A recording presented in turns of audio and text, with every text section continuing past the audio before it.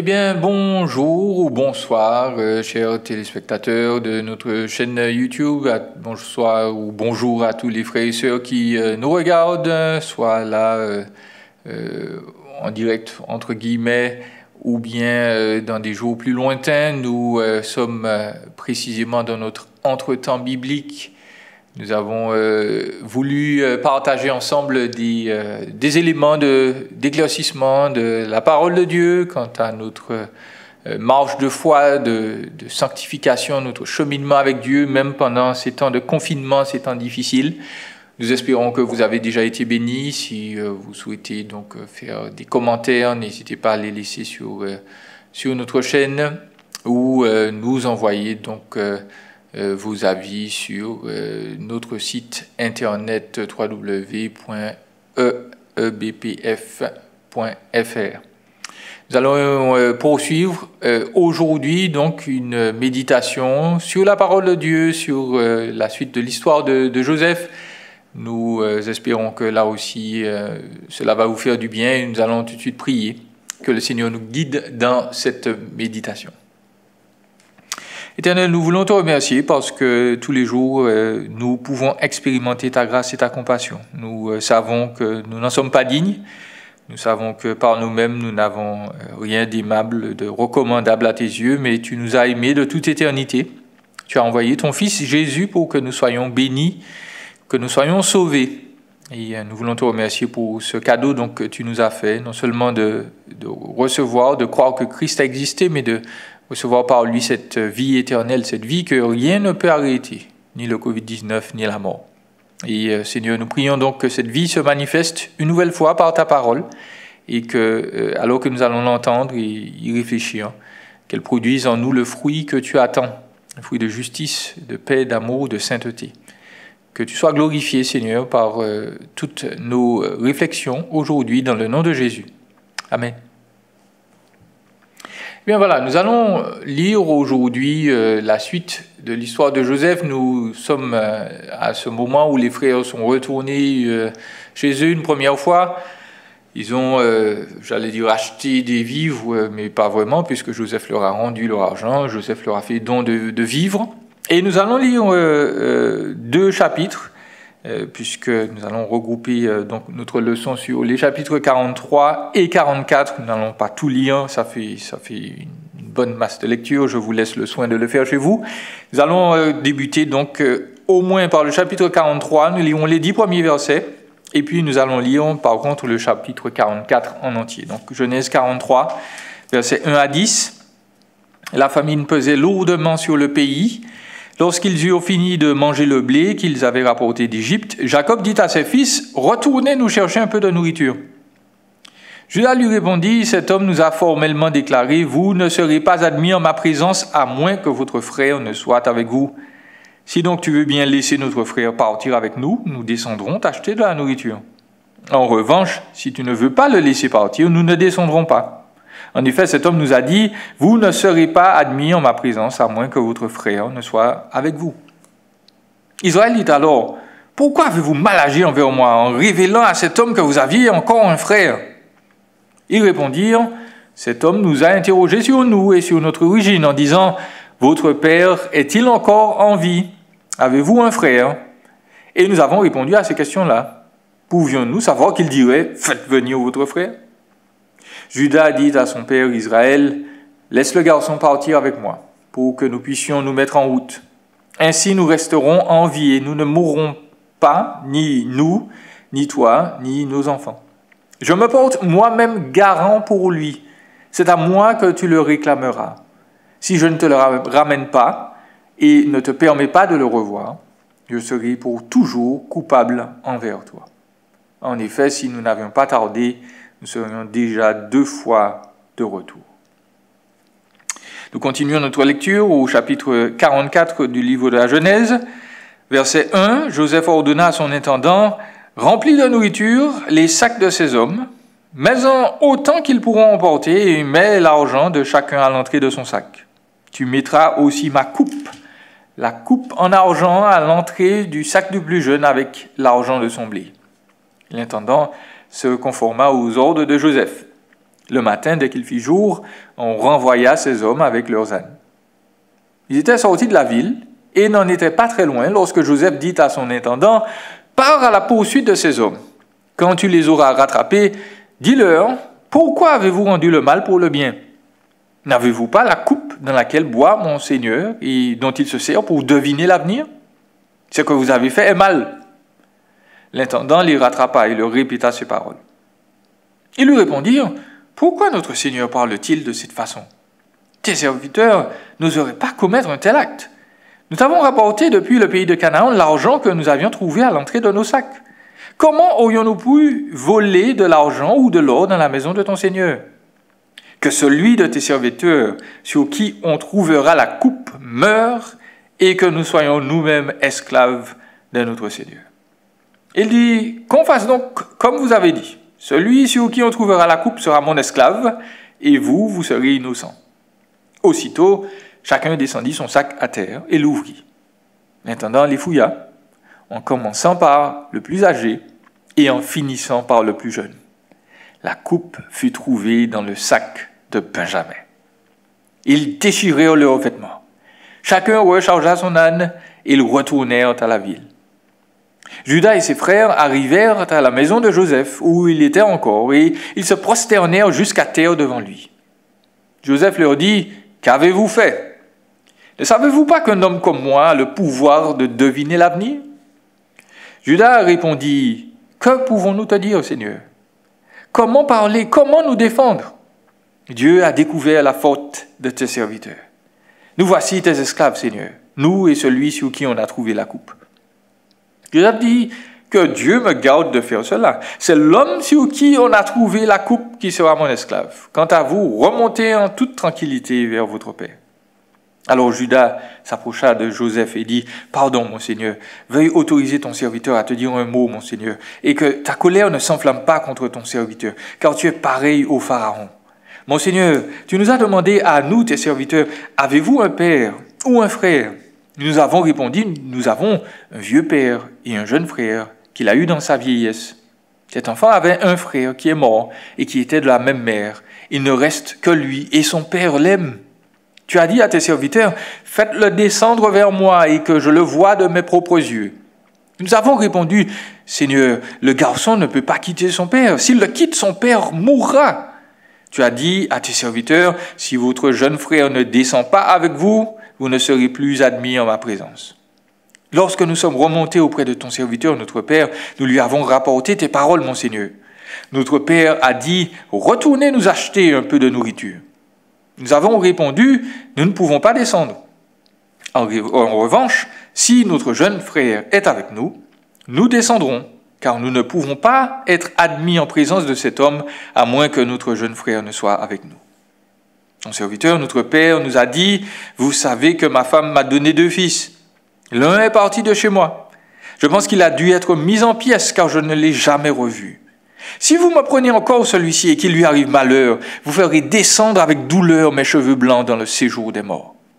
Si maintenant je retourne vers ton serviteur, mon père, sans le garçon auquel il est attaché, il mourra en voyant qu'il n'est pas là.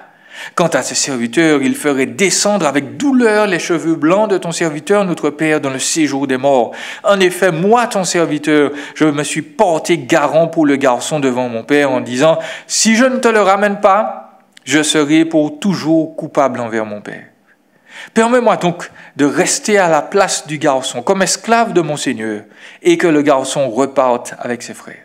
Comment pourrais-je remonter vers mon père si le garçon n'est pas avec moi? Non, je ne veux pas voir le malheur frapper mon père.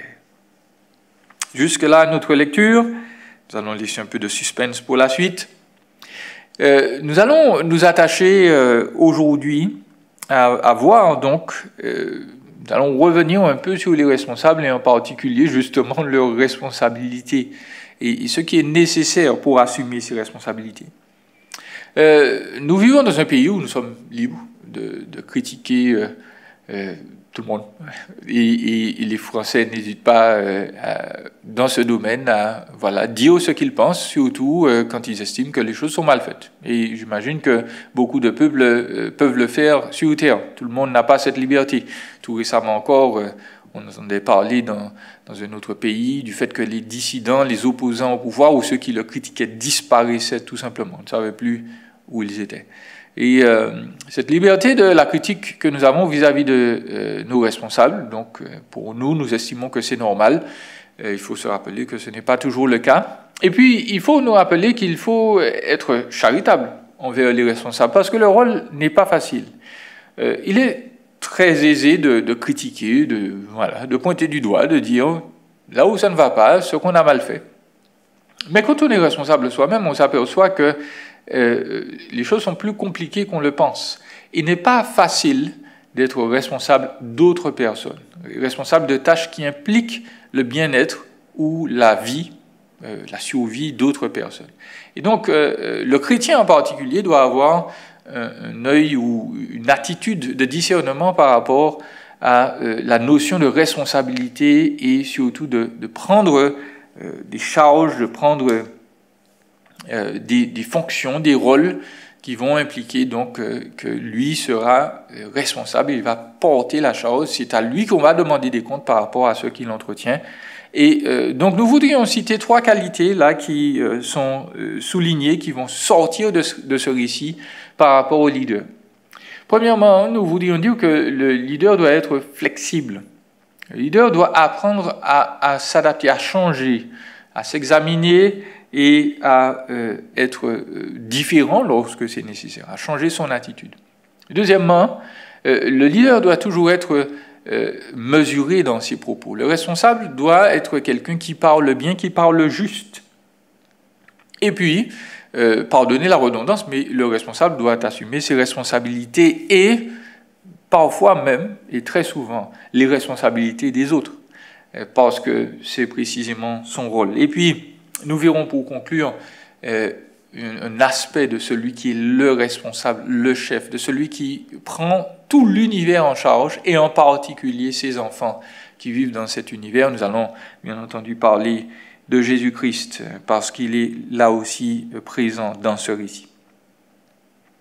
Rapidement, nous avons dit que Joseph se retrouve face à ses frères après plus de 20 ans sans doute. Il a l'explication, le pourquoi du comment de sa vie, qu'est-ce qu'il fait là. Et nous avons vu qu'il a déjà commencé à tester ses frères afin de vérifier l'état de leur cœur, vérifier si les choses ont changé. Et premièrement, il s'aperçoit, Joseph, que ses frères ont justement un cœur. Il regrette d'avoir vendu leurs frères. Ils l'ont exprimé plus tôt. Mais voilà, son examen, son test continue.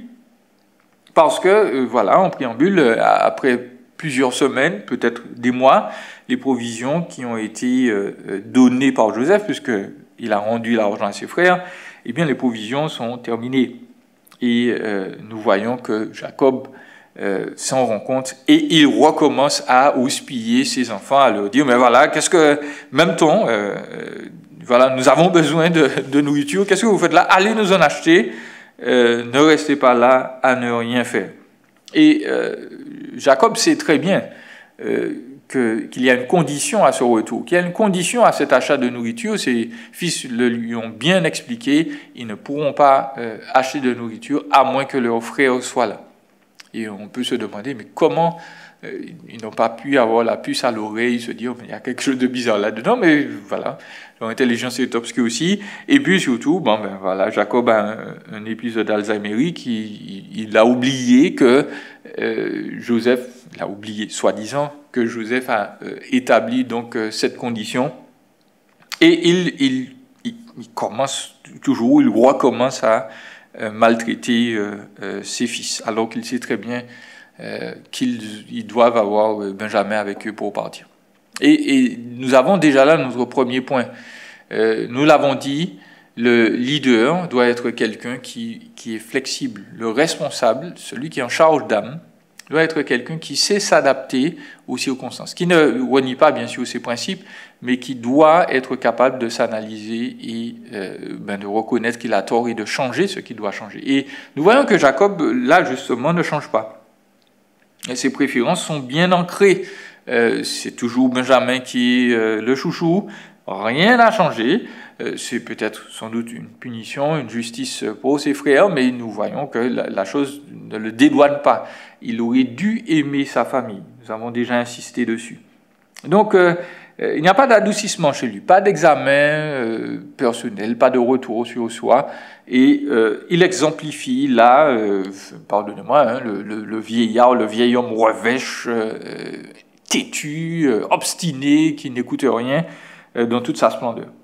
Et le chrétien doit veiller à cela. La personne qui est responsable doit veiller à cela. Il y avait un pasteur canadien qui priait régulièrement avant sa vieillesse. Il disait « Seigneur, préserve-moi des péchés de la vieillesse », précisément. Et il expliquait qu'il avait ça à l'esprit. L'idée que, voilà, avec le temps, on acquiert de l'expérience, on acquiert de la sagesse, on a des convictions qui sont basées sur des événements, des manières de faire qu'on a observées. Et parfois, on a l'impression que cette sagesse qu'on a obtenue est devenue infaillibilité, qu'on ne peut plus faire d'erreur. Et cela est faux. Jacob aurait dû apprendre, il aurait dû être enseignable. Parce que précisément, il a souffert beaucoup, et dans cette souffrance, puisqu'il a, entre guillemets, reçu des coups, il a eu mal, il aurait dû apprendre à pardonner, à être plus doux, mais voilà, il l'est, oui, mais seulement avec Benjamin ou Rachel quand elle était encore en vie. Les autres ne méritent pas sa compassion et sa douceur. Et nous a dit donc que quand on est en charge d'âme, et le chrétien plus généralement doit se bonifier avec le temps, avec l'âge, il doit devenir meilleur. Il ne doit jamais devenir quelqu'un d'aigri, de méchant, de dur, d'inflexible. L'Écriture nous le rappelle, les personnes âgées doivent être exemplaires en termes de bonnes œuvres. Et les personnes en particulier qui sont des responsables, alors que le temps passe, doivent être exemplaires dans ce domaine, mais aussi des modèles dans le domaine du caractère. Je cite Tite au chapitre 2, versets 2 à 5. L'Écriture dit que les vieillards doivent être sobres, respectables, réfléchis, solides dans la foi, l'amour et la persévérance. De même, les femmes âgées doivent se comporter comme il convient à des servantes de Dieu. Elles ne doivent pas être médisantes, ni esclaves de la boisson, mais enseigner ce qui est bien. Ainsi, elles apprendront aux jeunes femmes à aimer leurs maris et leurs enfants, à se montrer réfléchies et pures, à s'occuper de leur foyer, à être pleines de bonté et se soumettre à leur mari afin que la parole de Dieu ne soit pas calomniée. Fin de citation. Donc, l'Écriture exige que les jeunes se comportent bien. Ça, c'est sûr, il n'y a pas d'exception à cela. Mais l'Écriture indique également que ceux qui sont des responsables, et ceux qui sont plus âgés en particulier, doivent être sans cesse des exemples et non des contre-exemples dans le domaine moral. Ce sont eux qui doivent être les plus contrôlés, les plus matures, les plus prudents, les plus aimants aussi. Le texte le précise bien, elles doivent enseigner pour les personnes âgées féminines aux plus jeunes, donc comment aimer leur mari, ça c'est une chose, et puis les vieillards doivent être des exemples aussi dans la foi et dans l'amour. Voilà, parce que l'Écriture nous dit bien que si les personnes âgées ont une certaine expérience, leur manière d'aimer, de se mettre à côté de l'autre et de servir l'autre, on va le voir, doit être aussi motivante, exemplaire. Et on n'a pas le droit donc de s'appuyer sur ses lauriers. Une personne qui est responsable et qui est âgée n'a pas le droit de vivre sans cesse les yeux fixés sur le rétroviseur, sans cesse en train de se rappeler du passé glorieux qu'elle a expérimenté, du temps où tout était tellement mieux, alors que nous savons que les choses n'ont jamais été mieux sur terre. Les choses ont été peut-être moins pires, mais hélas, sur cette terre de péché, il n'y a jamais eu vraiment de mieux ou de très bon. L'Écriture nous rappelle aussi que les personnes âgées méritent le respect. Les leaders méritent le respect, mais l'adage est vrai, qui veut son respect, eh bien, se le procure.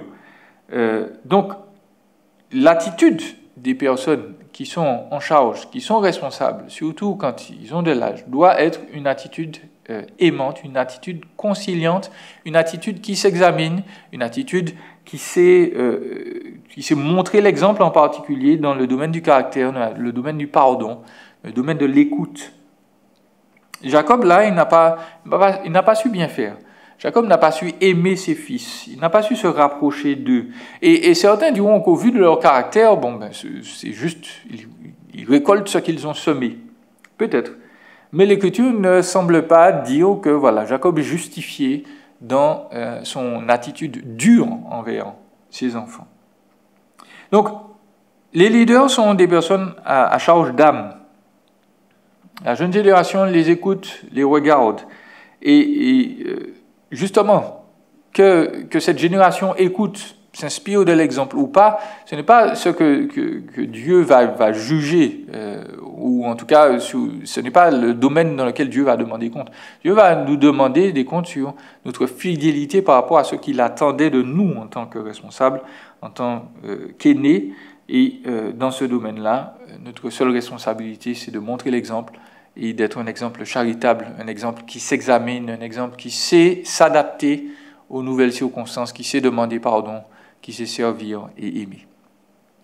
Terminons là sur ce point. Notre récit continue. Nous apercevons donc que voilà, Jacob doit céder. Benjamin s'en va avec ses frères, ils arrivent là-bas et tout de suite, c'est le festin, ce sont des réjouissances parce que Joseph est heureux de voir ses frères.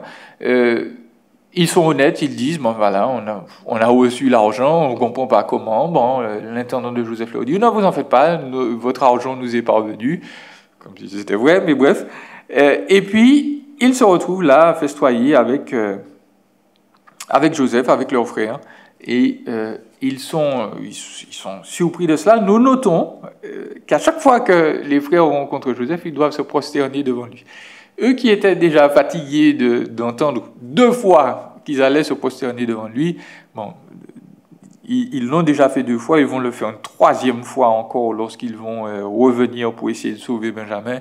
Ils font des courbettes littéralement devant Joseph. Ce qu'ils avaient refusé, eh bien, s'accomplit quand même.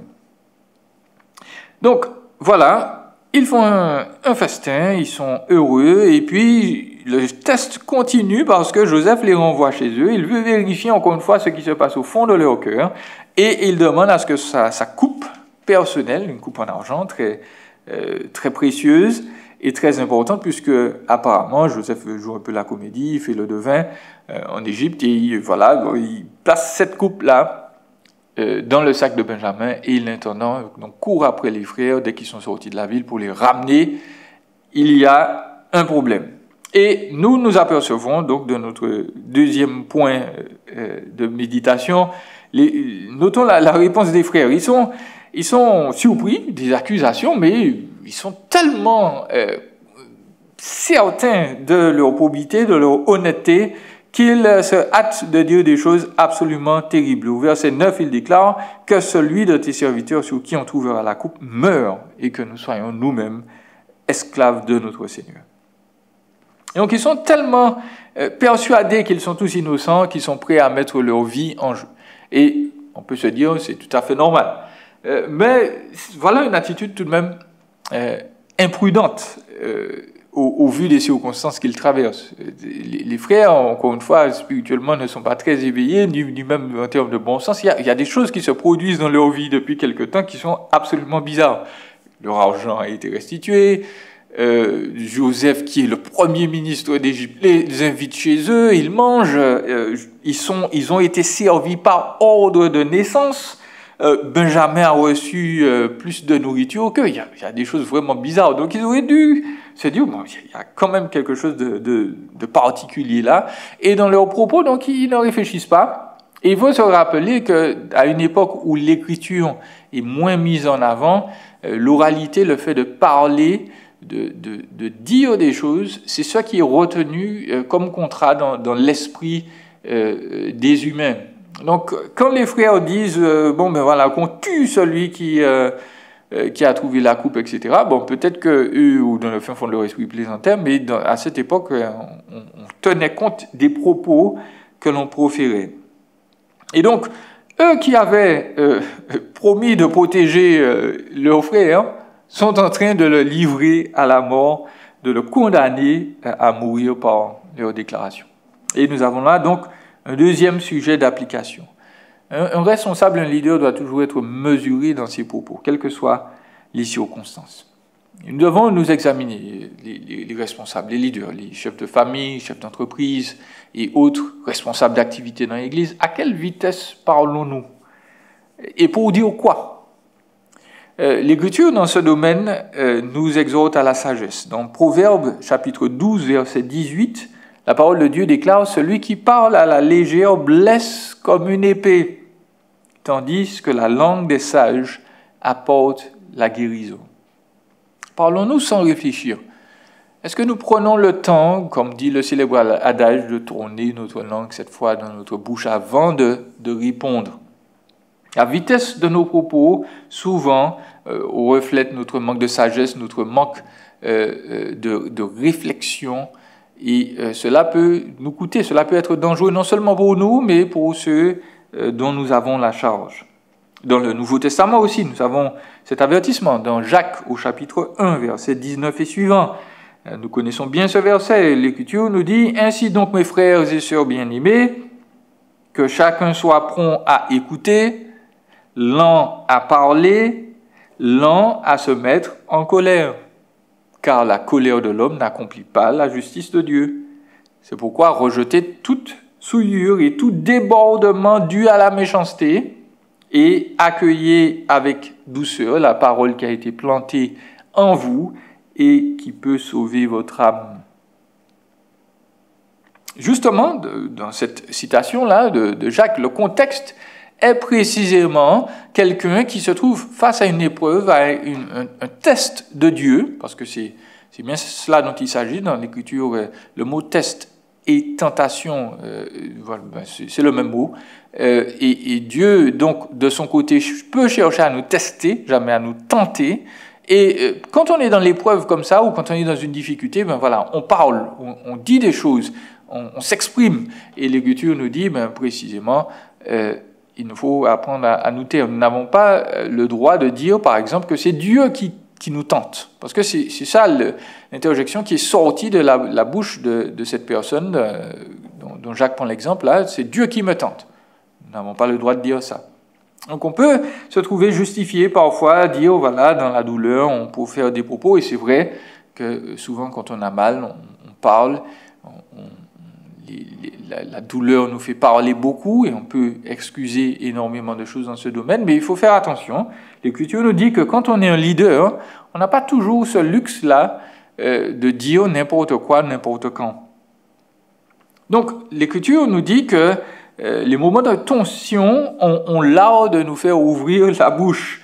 Et souvent, sous le coup de la douleur, on peut parfois dire des horreurs que nous allons regretter. Nous avons le cas de Job dans l'Ancien Testament, qui exprimait sa peine et sa douleur, et puis à un moment, il est légèrement sorti de l'axe tout de même, parce qu'à la fin, il doit se repentir. Il dit qu'il prend le sac et la cendre, il se repent, et Dieu le restaure à ce moment-là.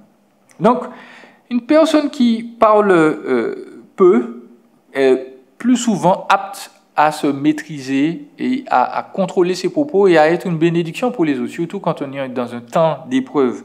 L'Écriture nous dit dans Proverbe 17, verset 27, « Celui qui met un frein à ses paroles possède la connaissance. L'homme à l'esprit calme fait preuve d'intelligence. » Donc, parler peu, prendre l'habitude de bien réfléchir avant de dire les choses, de dire à l'autre, écoute, je vais réfléchir là-dessus, peut aider, va être une attitude, lorsqu'on est responsable, donc de maîtrise, une attitude de sagesse qui va promouvoir le bien-être des autres, des frères et sœurs. Rappelons-nous aussi ce que Jésus lui-même a enseigné concernant nos paroles, dans Matthieu au chapitre 12, versets 33 et suivants.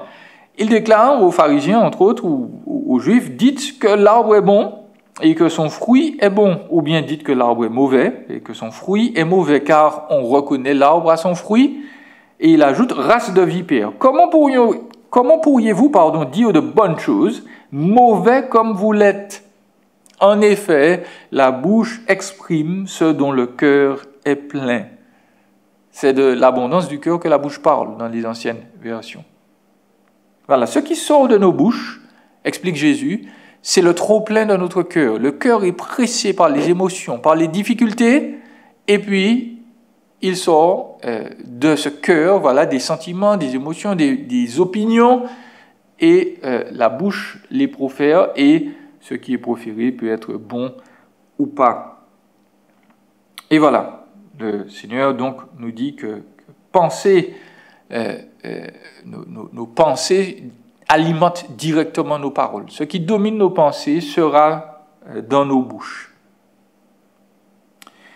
Ajoutons d'ailleurs que penser à une chose et nourrir cette pensée, bien entendu, ne nous rend pas moins coupables aux yeux de Dieu. Certains pensent que, voilà, comme la chose n'est pas sortie de leurs lèvres, ils sont moins coupables. Dieu avertit bien que nos pensées aussi nous condamnent. Donc, les frères de Joseph devaient veiller sur leurs frères et en fait, ils l'ont condamné par leurs propos. Heureusement, Joseph était là, c'était à lui qu'ils avaient affaire, mais s'ils n'étaient pas là, ils auraient failli à cette promesse qu'ils ont faite à leur père. Voyons troisièmement qu'un leader doit assumer ses responsabilités. Nous voyons au chapitre 44 que les frères reviennent, ils sont dans la consternation, ils déchirent leurs vêtements, ce qui était l'équivalent du deuil à l'époque, de porter le noir ou, suite à un décès. Ils rechargent leur âne, ils arrivent, Joseph, il enfonce encore le clou, il leur dit « Mais comment vous avez osé me voler ?» etc. Ils sont transis, ils se prosternent une nouvelle fois devant lui, et ils disent, ils essayent vraiment de calmer leurs propos, de calmer Joseph. Ils lui disent, écoute, non, Seigneur, nous allons devenir tes serviteurs. Et le mot Seigneur, là, bien entendu, ce n'est pas le Seigneur Yahweh comme on entend, c'est Adonai, l'idée de maître, puisque Joseph était haut placé. Et donc Joseph rebondit tout de suite et il dit non, c'est pas vous le problème, hein, c'est pas vous qui avez volé ma coupe, c'est Benjamin, donc c'est Benjamin que je vais garder le coupable, je suis quelqu'un de juste. Et se produit alors quelque chose de très particulier, et vous l'avez sans doute remarqué, ce ne sont pas seulement les frères qui sont là en avant, et il s'agit de Judas qui arrive. Et dès le départ, dès le chapitre 43, vous avez vu que c'est lui qui prend un rôle proéminent. C'est lui qui parle à son père, c'est lui qui arrive à le convaincre. Lorsqu'ils sont dans cette situation, eh bien, c'est lui qui se présente et qui va commencer un argumentaire pour réduire la sentence implacable du premier ministre d'Égypte. Et il argumente, verset 16, il essaye, donc c'est lui qui a l'idée de dire, on va remplacer Benjamin par nous. Joseph lui dit non. À partir du verset 18, il va commencer à argumenter, il va dire, pense à notre Père. Le mot Père est mentionné 14 fois dans ces 16 versets de la fin du chapitre 44. 14 fois, Judas parle de son père. Son père va être extrêmement triste. Son père va mourir. Son père va mourir à cause d'eux. Son père ne peut pas être séparé de Benjamin. Donc, il parle de lui et il veut donc faire comprendre à Joseph qu'il y a urgence. S'il garde Benjamin, leur père va mourir.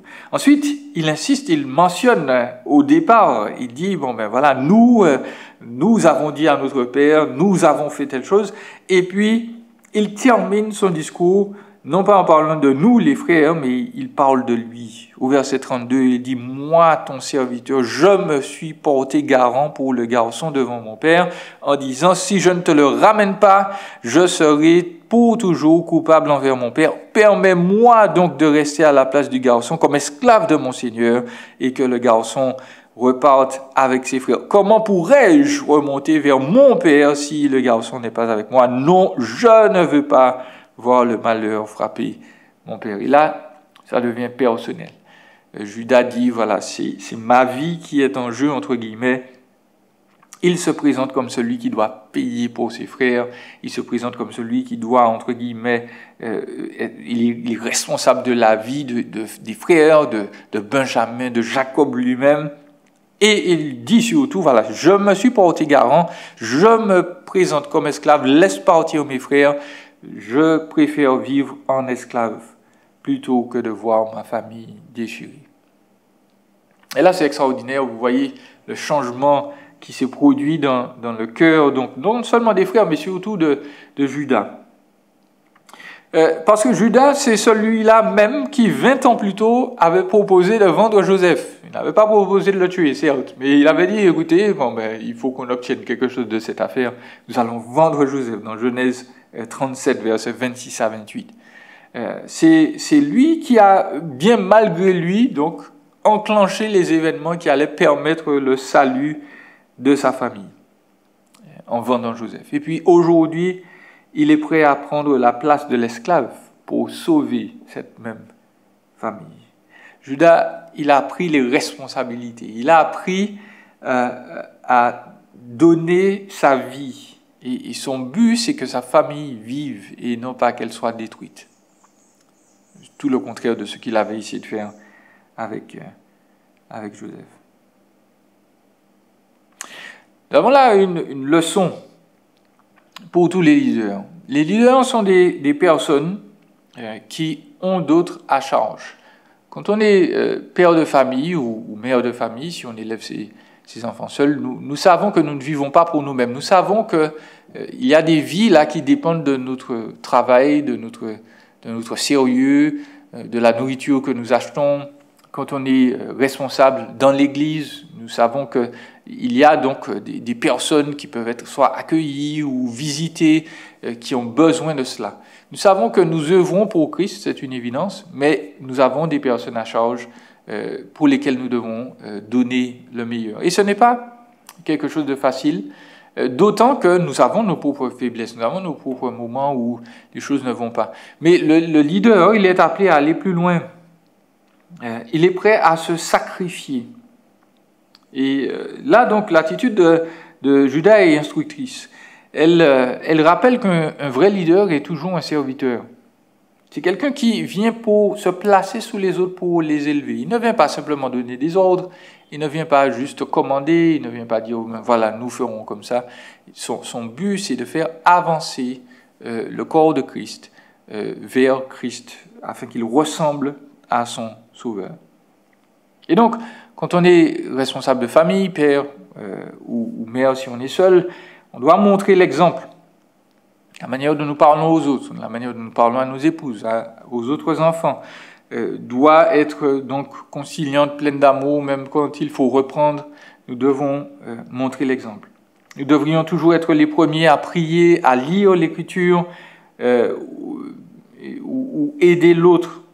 Et tout cela, toute cette attitude va parler plus fort que voilà, tous les ordres ou tout autre cadeau éventuel.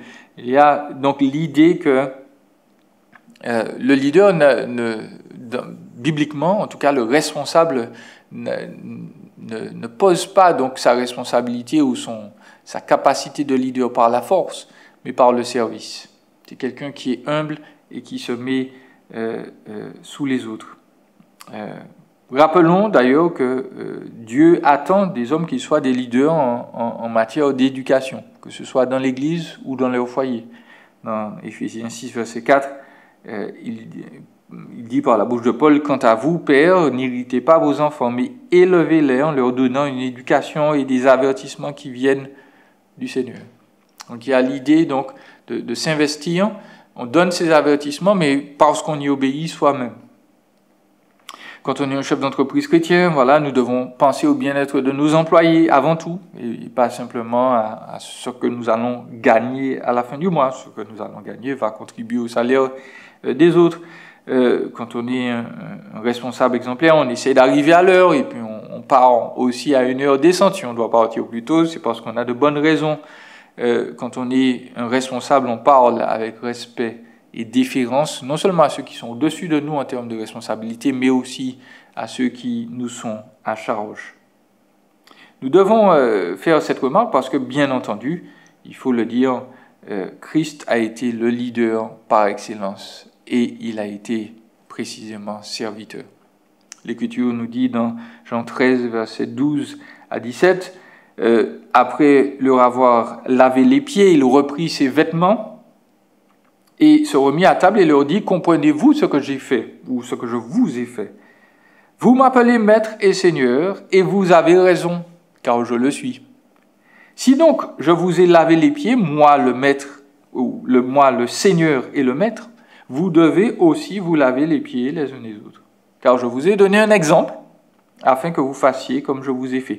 En vérité, je vous le dis, le serviteur n'est pas plus grand que son Seigneur, ni l'apôtre plus grand que celui qui l'a envoyé. Si vous savez cela, vous êtes heureux pourvu que vous le mettiez en pratique.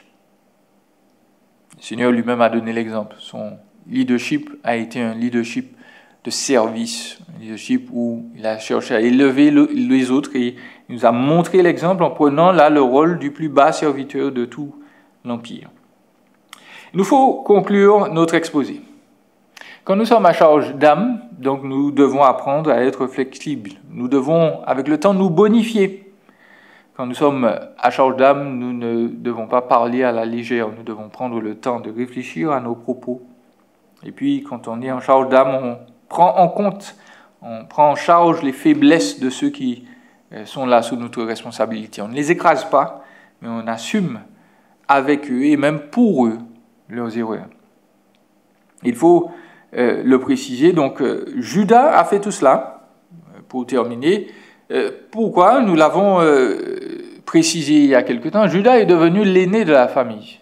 Pourquoi? Parce que Ruben a perdu son droit d'aînesse en ayant des relations sexuelles avec l'une des femmes de son père.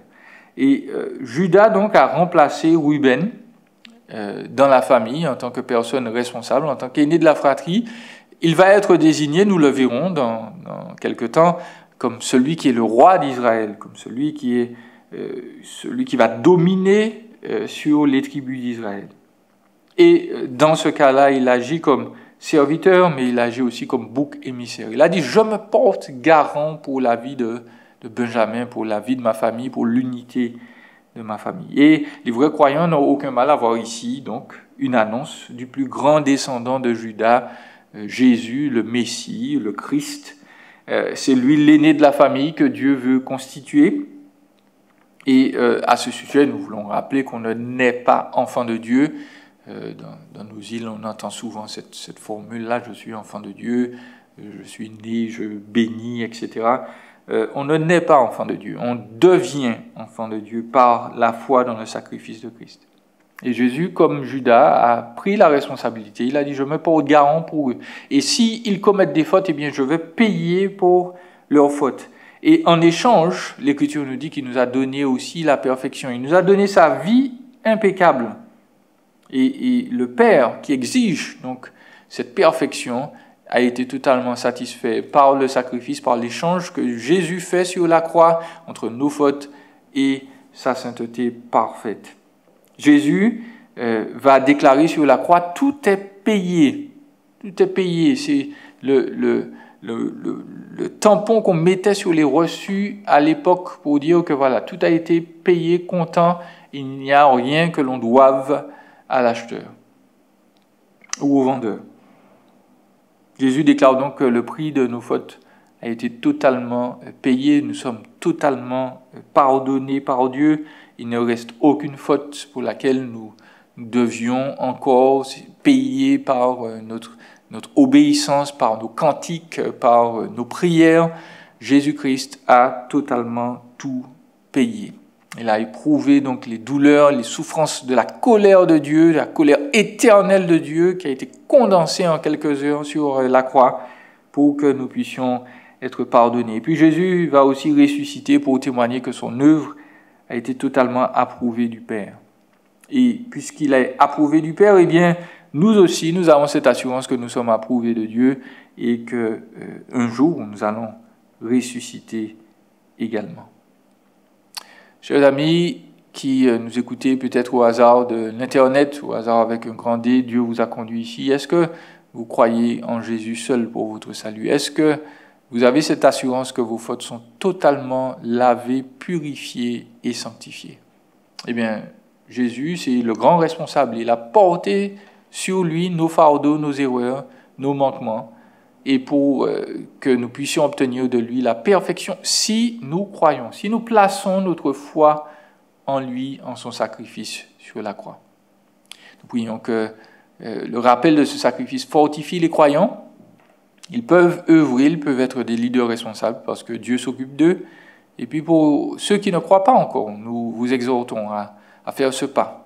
Avoir confiance, l'histoire nous dit que Christ est vrai, il est véritablement né, il est véritablement mort sur la croix pour donner le pardon absolu à tous ceux qui croiront en lui.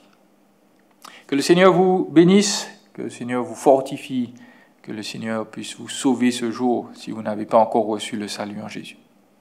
Prions. Seigneur, merci parce que c'est toi notre grand responsable. Tu as toujours été aimant, parfait, patient avec nous. Tu as toujours parlé des propos de réconfort, des propos aussi de discipline, de bonté envers nous qui nous ont fait du bien.